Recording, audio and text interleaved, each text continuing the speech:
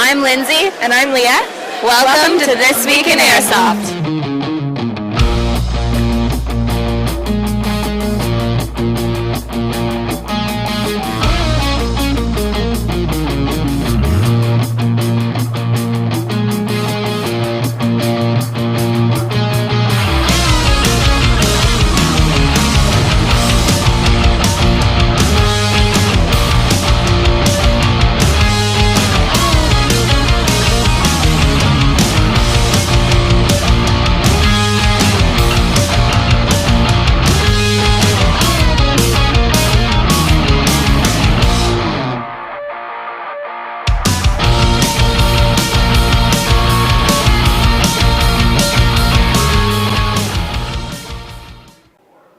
Welcome to this episode, number 65. Number 65, very exciting stuff. This Week in Airsoft, number 65, coming to you live on location here at Red Storm East 3 in Scranton, Pennsylvania. James, you got to play today. Yes, I did. It was a lot of fun. Both morning iteration and the bottom one, the last one, so much fun. Can't wait for the night game. Very exciting stuff. Definitely well worth the trip, just seeing everybody, meeting Igor, Max Mullen, Trevor Armstrong, meeting everybody. It's just so cool seeing a group from Calgary, Canada here. Yep. Finally got to meet them. That was awesome. You'll see some of that stuff on the Canadian content as well. How was your trip up? The trip was pretty good, uneventful. It was only a 3-hour drive for me, so it was pretty nice. No complaints. Listened to my audiobook the whole way. Had Nixon talking me through the drive. I definitely advise it. Pick it up. Inside joke, don't worry about it, folks. Yeah, the drive down is I-81. Beautiful. It's beautiful. Normally when you take I-17, it gets even more beautiful. It's fantastic when you get south of the border, and I love it down here. It's Steeler territory, but yeah, and this is AO is really neat. I actually had some doubts about it. Actually coming in, walking through, seeing it, watching people play. There's a lot of it is kind of like a very big Call of Duty where you can never really camp because someone else will come out somewhere else and get you, right? Right, yeah, absolutely. There's 360 degrees. It's always like something going on here. You know, so many times I've walked into a room today and thought, okay, I'm good. You walk in and then a guy from a window across the yard can see you and he's shooting at you. So, you know, it's a 360 degree environment. I'm glad we get to play here again, you know. I was going to ask you what you thought of it, and you just said so. So yeah, it's a nice place. It's cool. Definitely got to watch your six. Was it the second or third floor? It was an actual like lake. We got some footage of that. Yeah. The rain. It's pretty nasty here. And I got to talk to one of the guys who's helping them tear the building up. And you know, since the very first time we came here to now, they've had contractors in here taking all the metal out. You know, there's no walls in this area where there were walls before. There's, you know, all the sewing machines are gone, that kind of stuff, some of the big looms and things like that. So, yeah, they're slowly but surely working their way through the facility and, you know, leaving tons of massive holes, you know, and covering them up with nothing but plywood. You know, it's a 60-foot drop below. Yeah, it's pretty crazy. Yeah, pretty crazy, pretty dangerous stuff. Actually, only a few injuries. Yeah. I think one guy, you know, backed up and fell down, 6 feet or something like that. But, you know, the key thing about this is when you're playing a game, when you're playing airsoft, you're doing milsim in a place like this, you know, you got to have that mindset. You got to come in switched on. You can't come here and think, oh, yeah, I'm just going to come here, we're going to dick around, it's going to be... No, this place is dangerous, it wants to hurt you, it's not made for milsim or airsoft, it's not made for what we're doing in it, it's a dangerous, abandoned building is what it is. You know, there could be a hobo's dead body in there. We don't know what's in there, you know? So, hey, you know, you got to ride out and, you know, have your common sense about you. And think positive. If you do find a dead body, search the pockets first. Exactly. Maybe some money in there. You know, it's very similar to like if you go skiing or snowboarding. People don't cry about the mountain. No, there's too many trees. Be switched on. Know where the danger is. And react to it, right? Exactly. And if you find a dead body while you're skiing or snowboarding, more than likely they're from the resort and they definitely have money. Or Sonny Bono. Here you may just find meth. Or Sonny Bono. Terrible. Absolutely. All right. Recently I got to do a new segment with my gun tech, HK Ghost. So, you know what, James? I want you to check this out right now. Cool.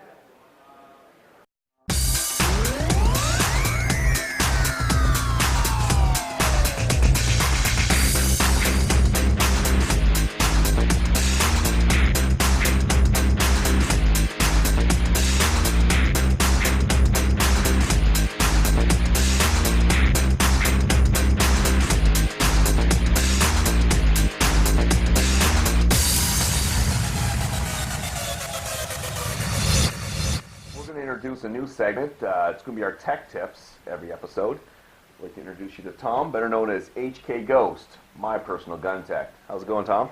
Good, and yourself? Can't complain. Awesome. Can't complain. All right, so you're a gun tech. You fix weapons. You fixed mine many times.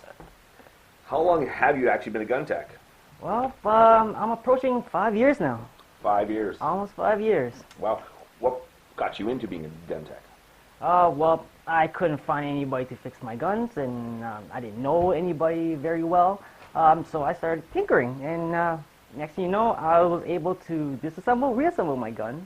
And yeah, and one thing led to another. I started getting friends asking just to fix up their guns. I was able to do it. Word of mouth spread. I became a gun tech. Gun tech, there you go. Why is it you continue doing it? People go to games, they mess up their weapons. God knows how they do it, why they do it. I don't know how I mess mine up, just incidental. Why do you continue doing it, though? Well, to be honest, I really love to tinker. And when I got into the sports, I love learning about all the mechanical internals. And I just love to tinker and see how things work and how to make it perform better. Yeah, so when a customer or a friend bring me their guns there, I like to figure out what's wrong with it and how can I make it better, right? That's about it. So you find it very rewarding. It is. It is very rewarding. And my background is in mechanical engineering, so it just suits me so well. Excellent. All right, so how many guns will you see in a season? Mine, 4 times at least. Roughly about 100 guns a season. 100. Almost, yeah. So imagine you got some funny stories. I would like to know, and I'm pretty sure the people watching would like to know, what is the funniest, most ridiculous, over-the-top thing you've seen someone do to their weapon, and then want you to fix it? The worst that I can remember right now is I had a customer. He thought he was Rambo, and he had an AK, which he brought to the beach. He figured that since it's an AK, it'll just perform and act just like the real steel. So he rolled in the sand, played in the water, got all wet and muddy. After playing Rambo, he just threw the gun in the gun bag and left it there for 6 months. After 6 months, he figured he's going to want to take out and shoot. The gun just went crack. He brought the gun to me, and to be honest, I was so scared to open that gearbox because the spring was compressed. So everything is preloaded, ready to explode. So that's a ticking time bomb. It is. It's a bomb. He wants you to fix it. Exactly. So I was scared. I did not want to open it, but all I did was I held the 2 shells together and boom, it exploded with sand, mud, dirt, metal shaving, metal parts, gears parts, everything everywhere. It exploded. Wow. And no injuries. No injuries. And Wow. the funny thing is, I was able to fix it. You fixed it after that. I fixed it. That's ridiculous, but awesome at the same time, and that's why I go to HK Ghost. Okay, stay tuned. We're right back with our first segment on maintenance.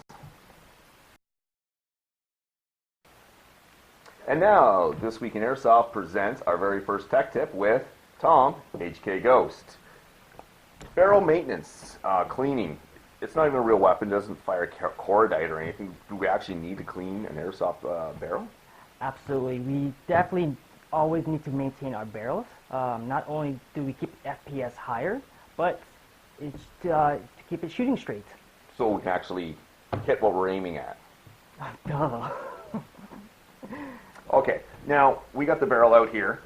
Is it actually imperative to pull your barrel out each time, the inner barrel, to clean it? No. Normally, we just clean it through with the barrel and hop up within the gun, fully assembled. But for this purpose, for this demonstration, we just take it out so you can the viewers can actually see what we're doing. Okay, fair enough. Excellent. All right, so we got all the tools here. What do we got here? Well, first thing of all, this is the standard cleaning rod. This has a little loop at the end, so we can just put the paper through, and that will hold it. We'll push it through the barrel. The second one is a brush. This is for the very dirty barrels, but usually I don't use this too often because airsoft barrels don't get that dirty. Unless you play with them on the beach. Yes, yes.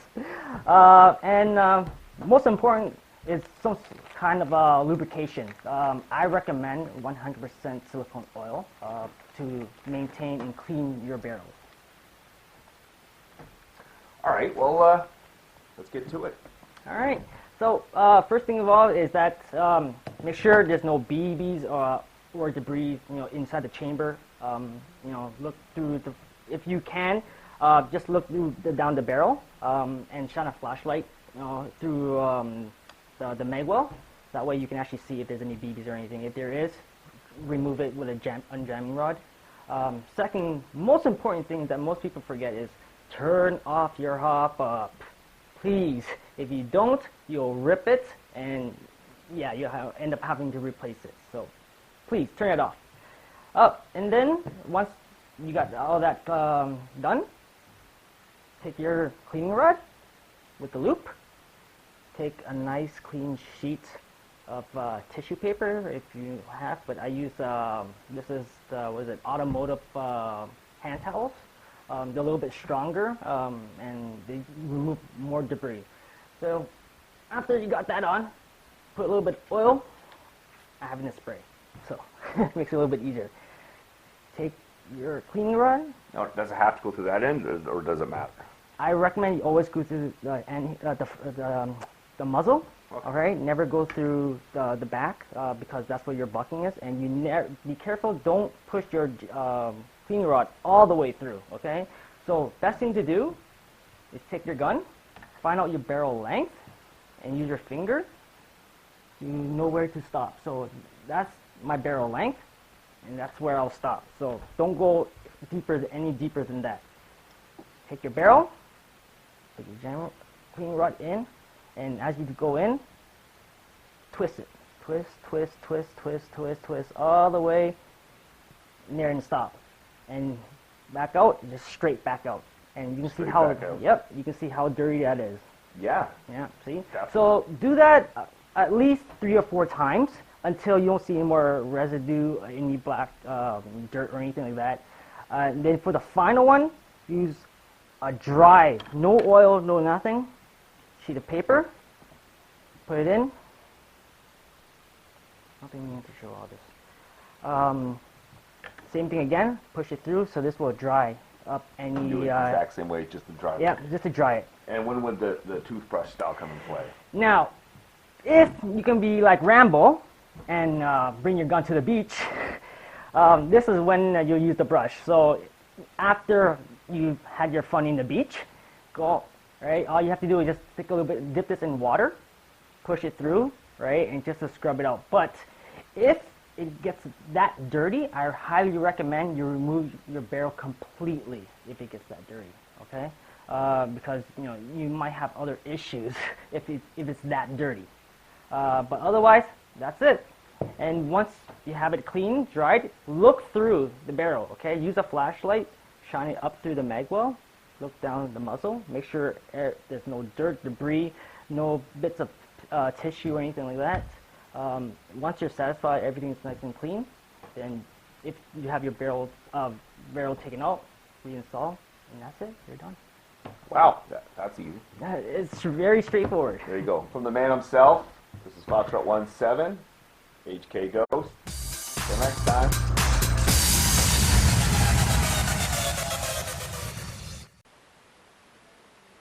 All right, now I have Paul from Amped Airsoft. Paul, welcome to This Week in Airsoft. Thank you. Excellent. Paul's with Amped Airsoft. He was down at Shelby. Tell me, Paul, what was the trip like, taking all the gear that you take down to Shelby? Basically, we start on Wednesday. Go ahead and, we tear down about half the store, load up in the trailer. We came down Wednesday night over into Thursday. We actually got there Thursday morning around 7 a.m. We pulled in, planned on catching a couple hours sleep, and heading over to the base and getting set up. Weren't able to set up necessarily until Friday morning. About an 18-hour drive on the way down. So 18 hours with how many stops? probably a stop every 3 hours or so. Right on. What was your choice of stops? Probably like the Flying J's or just the TA stops. Almost like a pit stop. Yeah. Stop and go, stop and go. Yeah, I got to get down there. What did you think of Shelby and the AO and just being on the base like that? The nice thing, we got there the day early, so we actually got to talk to the CACTAF staff. Really, really nice guys. They went and gave us a tour of the facility, showed us all the cameras and the sounds and the smells. Awesome facility, awesome staff, and really good time down there. It was fantastic, and I've talked many times about the smells. You walk into a building, it smells like death and whatnot. And you had a great store set up. It's on my Facebook, as well as This Week in Airsoft. You can see how much stuff they had.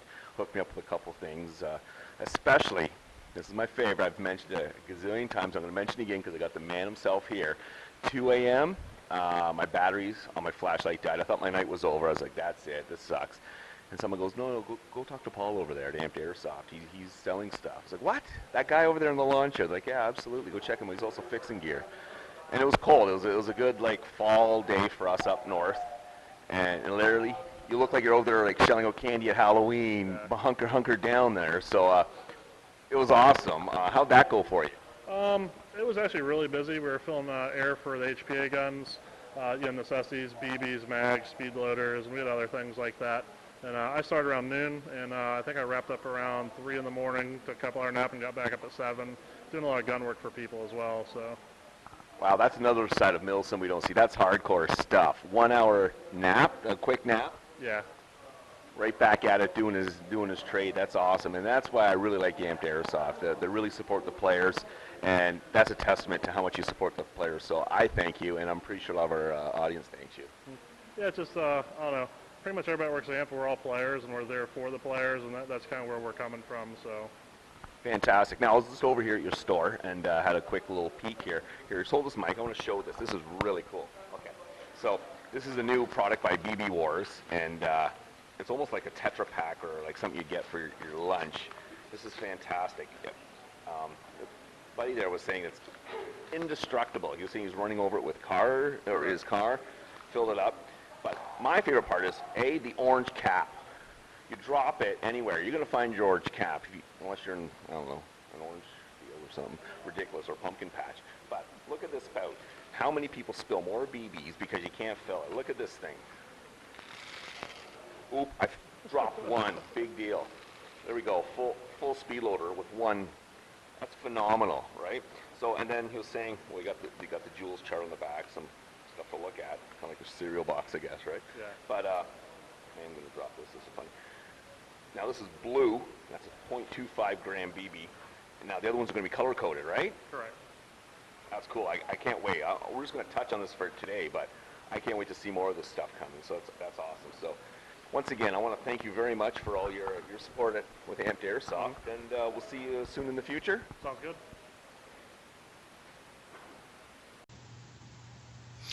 Hey, what's up, guys? It's James with This Week in Airsoft, and today we've got for you Alan Lau and Tim Sargent with Krytac, and by way of Chris USA. Very excited to have you guys on today to talk to us about all the new cool stuff Krytac is doing. This is the Krytac's first year in existence, and already a huge line of guns released at IWA. Very exciting stuff. Thanks for coming on with us today. Thanks for having us. Let's jump right in. So, Tim, we all know you from Airsoft GI fame. You moved up and moved out and are doing big and better things over at Chris as their marketing manager. Alan, I remember you from KWA a while back, a few years ago when we first started this show. What are you doing now for Chris? Well, pretty much the same thing. I am the product manager for the Krytac division. So basically, I am in charge of all the product developments and the whole process manufacturing of the product line. Okay, all right, terrific. All right, so how did you guys, how did Krytac come about? It seems like they brought you two guys on, and then Krytac is here, blowing everybody away from the training angle and airsoft military simulation angle. How did that come about? Well, something that we've kind of known here collectively, within the company is this natural progression of shooters to go from, because I experienced the same thing with my life. You go with, when you're young, you start off with Nerf guns and squirt guns and stuff like that, and then eventually you develop. And I discovered airsoft in my adolescence, and then that eventually grew into, an affinity for firearms as well. And so we wanted to offer that. We are already a firearms manufacturer, but there really wasn't an existing firearms manufacturer that also did airsoft. There are a lot of companies out there that license their stuff out to other people to make it, but nobody really has the same type of grasp of airsoft manufacturing in the firearms world that we have. And so we wanted to bring that natural progression, to life by way of our product line. Okay. All right. Very cool. And you guys are going to be doing. There's going to be. Will there be more than airsoft in the Krytac family, or will it be some non-lethal stuff, or maybe some other training stuff? And then you guys are also going to be doing 22 LR, right? Definitely. The Krytac division is primarily for training division. They are developing products for training. However, we look at the training side and we decided that, hey, this stuff is actually good for recreational use. And they believe that the product is actually a step into the firearm side. So they went ahead and go ahead and let us do the airsoft stuff. And then the training side plus the 22 LR. Okay, all right. Will we see sim rounds, like a sim round model of some of your weapons, or some of the I forgot what the other model is that does that they use for force on force. But we're gonna see stuff like that in the future. We're not developing anything like your traditional simulation round training. We're focusing on newer and different technology that's not really existing yet. So yeah, like Alan mentioned, we do have the airsoft side, and then the 22 LR is another step up in the training program, but then you're still talking about lethal bullets, so Right. it's a different type of training. So there is kind of a valley in between there that we are looking to fill also, and we have some interesting stuff in development. Okay, all right, outstanding. When are we gonna see the 22 LR stuff?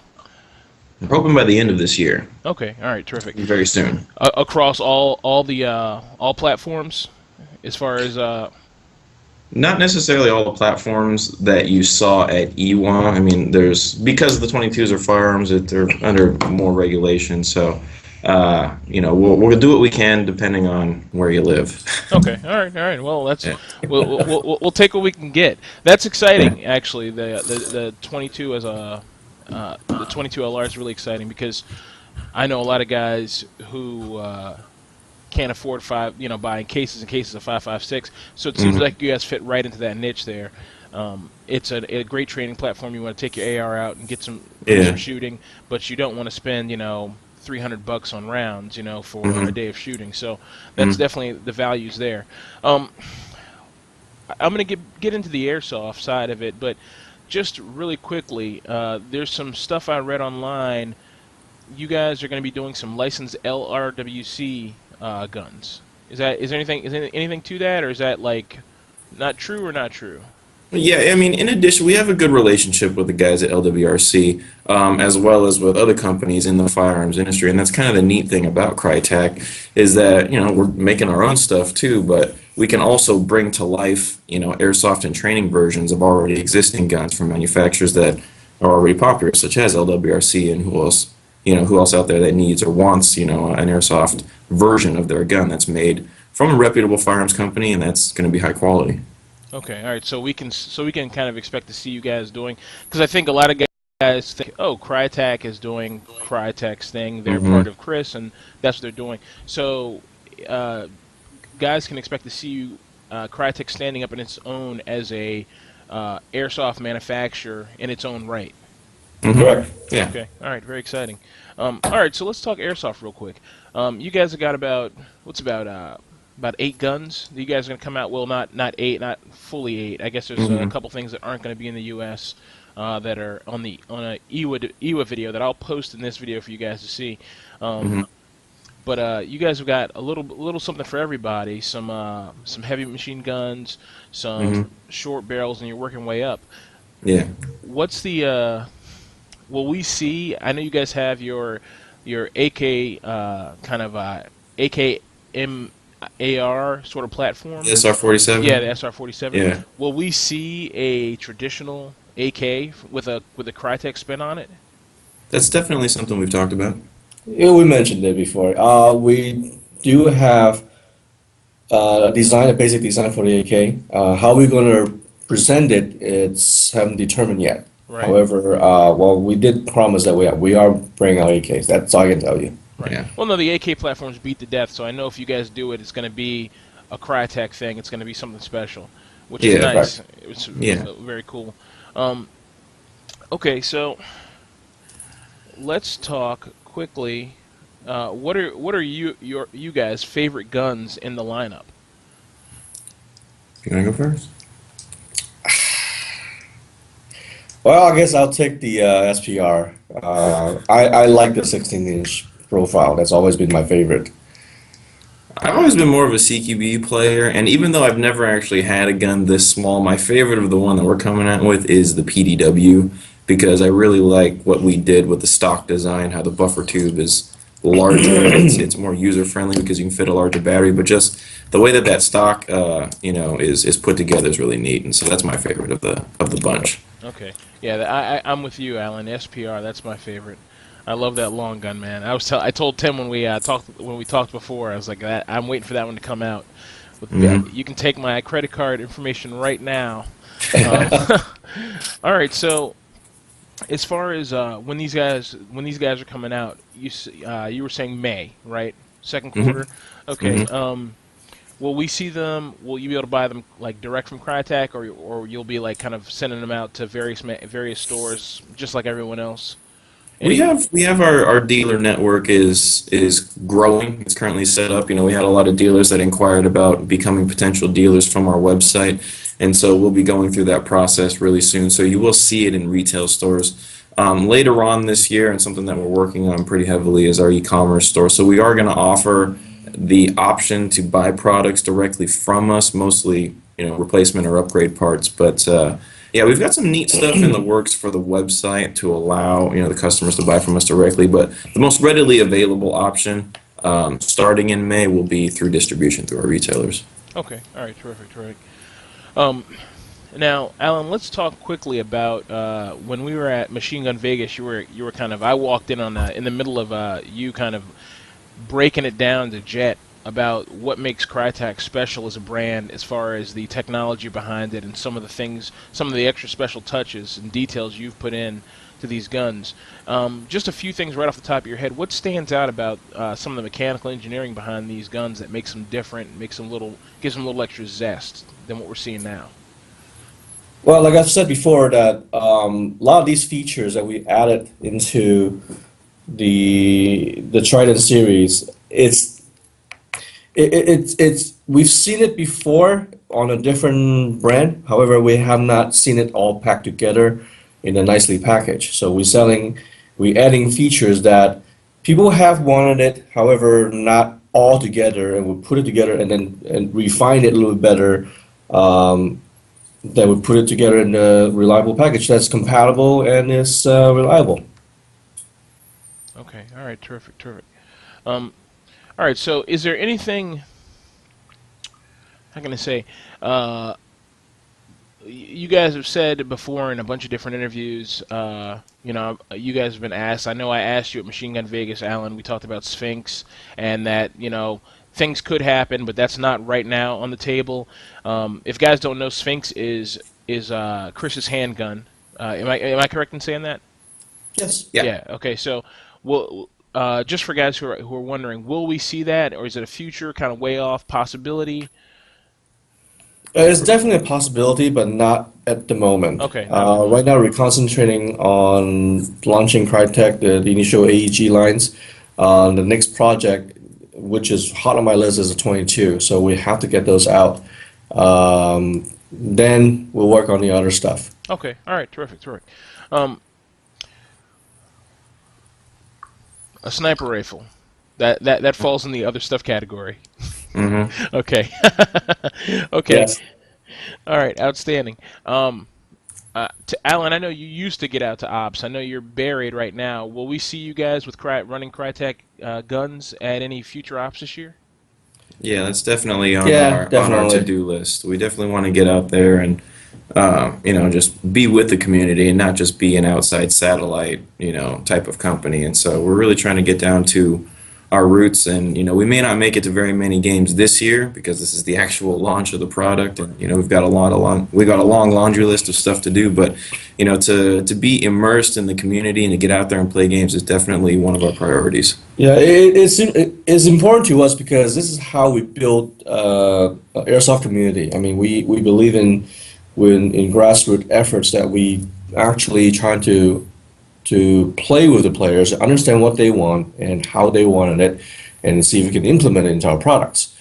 So that's very important to us, and we love to play. That's why we want to do this. In addition to that, I mean, we also have had talks and plans in the future about hosting our own stuff. So, I mean, it'll be a type of thing where players can come and really get a good, experience with the Krytac product. Okay. All right. Terrific.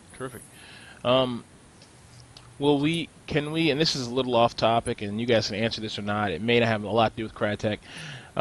Tim, will we see you at a Bob versus Tim anytime soon?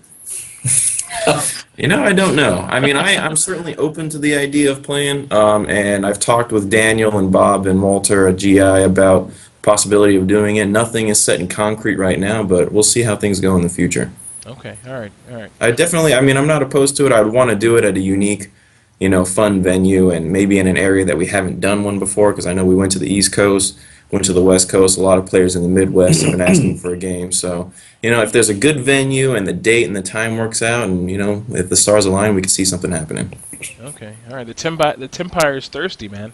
Since I left, Bob's been really, pushing the whole Tim disappeared storyline, and so because I haven't had the GITV platform to retort, he's been really he's been propaganda, he's been just pushing it all over there. So I mean, I may have to do something about that. All right, well, but to reiterate, I did win the last game, so we're watching this, Bob. There we go. Yeah. All right, fellas. Well, thank you very much. I appreciate you coming on, talking with us a little bit about what we can expect from Krytac, and we look forward to seeing great things from you guys. I personally am grateful for what you guys are doing. It's exciting to see new companies come in, mix it up, and kind of disrupt. And that's an exciting concept in airsoft, because airsoft is hungry for disruption. So definitely, thanks a lot. Tim, as I told you before, you are one of the reasons I started playing airsoft. When I was overseas with the Army, I would watch your videos, and I would say, oh, this is an airsoft thing, and then, that got me going. Alan, pleasure meeting you back at Red Storm East. Scranton. Yep. Yeah, at Scranton. Yeah, my first event with This Week in Airsoft. You showed me the Vector, and that was very exciting. And I love what you're doing over there, and I'm excited to see what you guys come out with. All right, so I appreciate your time. Thanks a lot. We'll look for you guys in May. Okay. Yeah. All right. Thanks for having us, James, and thanks for your support. No problem. Anytime, fellas. All right. This is James with This Week in Airsoft, and we're out. Once again, James, that was a great interview there with Tim Sargent at Krytac. Really informative. I enjoyed that very much. Yeah. I thank you myself. No, it was an awesome interview. The Timinator may be coming back for another Tim vs. Bob, and Krytac. Tim vs. Bob's all I care about, but yeah, also Krytac. But yeah, great interview. Had a lot of fun. Those guys are really good. Alan Lau's awesome. It was great to talk to them about the new guns and stuff. And I hope that when they come out, we'll get one, so we can play with it and show it to you guys, taking some ops. So, yeah, and I got to talk to Paul today from Amped Airsoft finally, thank him myself. And what'd you think of the new product, The new BB bag there? Yeah, very cool. Very cool. With a pour top. The pour top, not a pour top. Not pouring top. Not like a hobo top, but pour like. Yeah, and like I said, I like how it's orange, because I'll lose it. Is that a gazelle or is that pouring? So, a great product, more of that to come. Good to see some good products out there. Absolutely. This shows people thinking. Let me see it real quick. Yeah, this shows people thinking, with this kind of a lip here, screws on, screws off, yeah, it's very nice. We'll have to see. I'm out on this product. I've never tried it. I've heard of the company, but, I like this. This shows their thinking. Very cool stuff. Yeah, I'll get him on again soon, and we'll talk about the actual product, the actual bag. Apparently, It's indestructibly ran over it with his car or something, so we'll figure that out. Cool. All right. Excellent. Yeah. Now, let's talk about a product that I tried out at this game at the first 2 days, the first two iterations, and I absolutely hate. I bought this at my local store, and local store is great. For you guys who don't know, this is a Elite Force dead rag, okay? And it's Velcroed here, and you pull it out. It's a little bungee surface here. It seems like a good idea. You keep your dead rag, you don't lose it, easy to maintain. Here's the thing, okay? Number one, anybody who goes to Milsim Ops knows you got to put the dead rag on your head. This has Molly on it. I don't have Molly on my head. Now maybe some guys will jerry-rig something, but it should be Velcro, not Molly, to me. I don't know. Maybe there's a trick and I'm just stupid. If there is, send me a nasty message and I'll just say okay. But here's the other problem, okay? So you pull it out, so this thing is mollied to some part of your rig. You pull it out. What are you doing this?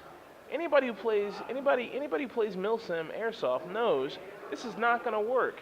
You're walking through a dark room. A guy can only see one side of you. You're going to get nailed. This thing, it's, and this is like, you can't see this from where you are, but it's brand new. You know what I mean?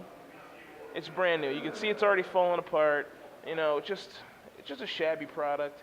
I don't know how the hype got behind it. I like some things Elite Force does, but I don't like this, and I would advise wasting the money. Better off to go get a regular free dead rag from one of the vendors and get like 8 of them and just keep 2 on your person at all times and you'll be good to go. Because this is like I'll give you guys a freebie. Take a dead rag, a cloth dead rag, go order some red Velcro, put some Velcro in the middle, and sell it. Bingo. Simple solution. I'm sure someone's done it. Bang, right on your head. Easy peasy lemon squeezy. Why all of this gadgetry? Oh, by the way, my last part of my rant, I'm sorry, I'm all over the place. Look at, Sean's like, this guy. Look, here's the thing, look. Try putting this back in with gloves on, and a gun hanging from you, and magazines, and all kinds of other things going on. And you're at the respawn, they're like, we gotta go. You're like, you're trying to do this whole thing, and you're trying to go. Look, it doesn't make sense, man. It's not friendly. It's a step in the right direction, but I don't like it. I'm really disappointed. I think their heart was in the right place, but I agree with the Molly and stuff. I don't know. I've never tried it. I didn't like it from the beginning. Yeah, I tried it because everybody. It's a matter of bandwagoning, and it's something we do in airsoft a lot. You see like some of the big name media guys get this stuff, and you're like, oh yeah, I gotta go get it. I saw it at my local store. I was like, I'll go pick it up. It's not something I would ever order, which is the main way I buy airsoft stuff. But I just said, forget it. I'll go buy it. Sitting there on the shelf. Why not? It's $15 or something like that I paid for it, or $10. But man, it's just like a big waste. I'm not a fan. It's sitting around somewhere. I got a revision dead rag, just a free one I got here like 3 years ago, and it's great. It's perfect. Simple. It's just a piece of cloth. It's a bandana. It's a thing that they invented a long time ago. So motorcycles can look cool. Someone dyed it red and called it a dead rag. It's amazing. Try it out. Okay, leave the gadgetry at home. I get back to this CQB environment now. We're going to cut them off, save everybody here. Just thinking what we have coming up. I know Skirmish is in a couple weeks, just south of here. At Skirmish is the paintball field, 700 acres. It looks pretty amazing. Not too many signups for Black Sheep. I'm not too sure why. But great turnout here for the CQB environment.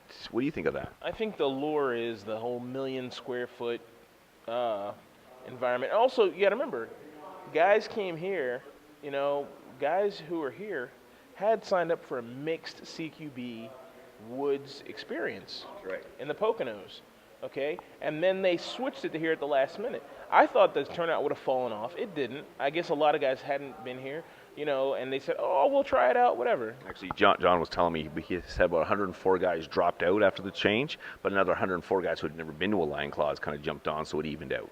Okay, there you go, yeah. So, I get where you're going with this. And I think, there's definitely a problem with games like big, massive outdoor games like this don't get the push, like Skirmish don't get the push that they need, because the Skirmish field is honestly an amazing place. They could probably fill that place up with 1,000 people. you know, and it'd be amazing. You know, it'd be absolutely amazing. Now, they do that thing down in South Carolina at a paintball field, which, you know, seems kind of ratchet to me, you know, but, you like that? Ratchet? Ratchet.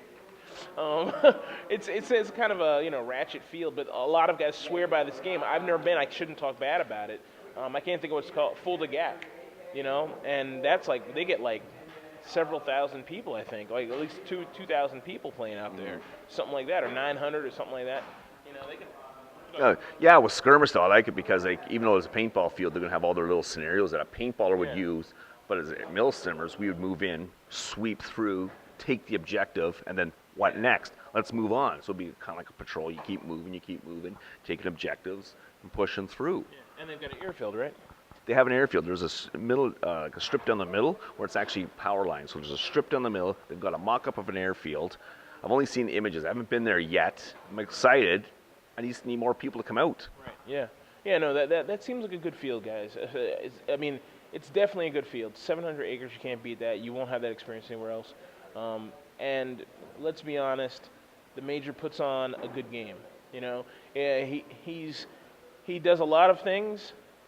One thing he does really well. Actually, breaking news. I saw it last night. Hopefully by the time this goes up, it'll be up. He's got a new website.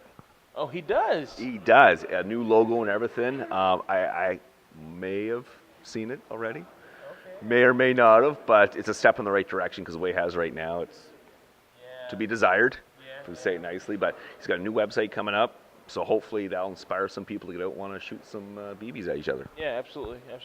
That's good news because his last website, man, it needed some work. It needed some TLC, you know? It really did, and I hope that if they're tweaking it up, that's great, you know? But I like what he does. He knows Milsim. He knows how to create ops, you know? And guys don't give him enough credit, you know? Guys, I love John Liu. He's great. You know, I love the American Milsim guys. Very cool. You know, Mind Games production guys, great.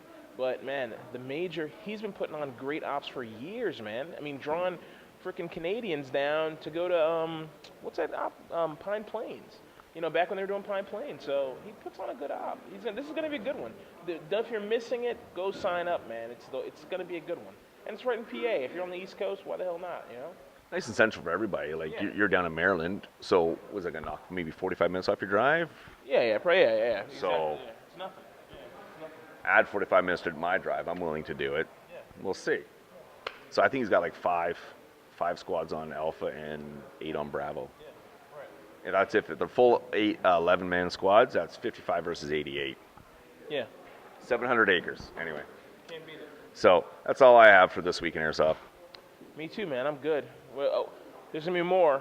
Well, you know, we haven't gotten the night game yet. Haven't seen Sunday yet. So there'll be more from Red Storm East probably. Check out Instagram, Tuya Airsoft. Go like us. Go follow us on Instagram, you bastard. Tell us about that bonus footage you've been talking about you're going to throw up. Absolutely right. Yeah, I've got a 53-minute interview with NAM magazine. I've been sitting on it. We're going to put it up as bonus footage because it's such a big interview. I don't want to cut it up. I want to put it in its entirety. So check it out. It'll probably be up as this comes up or before. Go check it out. Great interview. If you guys know what NAM magazine is, very old school magazine. It's been around for a very long time, for 10 years, doing airsoft magazines before they were even popular. So definitely go check out that interview. Very good stuff. And this guy's a resource, knows all kinds of stuff about airsoft. So awesome. Yeah, one last thing. If we could have autographed this episode, I would. The only time we've actually been in the same room together. Yeah, absolutely. So. First time and last time. I hate that. No, I'm just kidding. No, absolutely no. We're having a great time, man. You know, it's good to hang out. All right, so that's it for me. I'll be at the Olive Garden. Yep, absolutely.